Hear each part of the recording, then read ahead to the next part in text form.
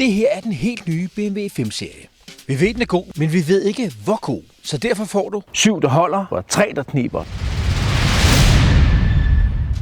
Den har fabelagtige sæder. Digital instrumentering med kant. Det ser langt mere eksklusivt ud end på SUV-serien. Et virkelig velfungerende kamerasystem. Du behøver ikke kigge ud af bilen.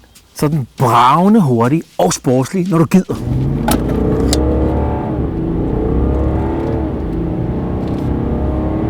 Endelig et keyless entry, som reagerer, når du rører døren, og ikke 2 sekunder efter.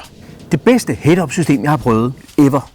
Vildt økonomisk, trods 265 hestekræfter. Lidt afstumpet affjedring på korte bump. Men det er M-pakkens skyld.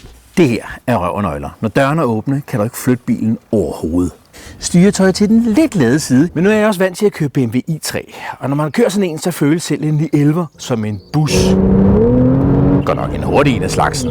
BMW 5-serie koster fra 606.000 kroner, har beskatningsværdier fra 509.000 kroner og kan privatleases for 5.895 kroner om måneden.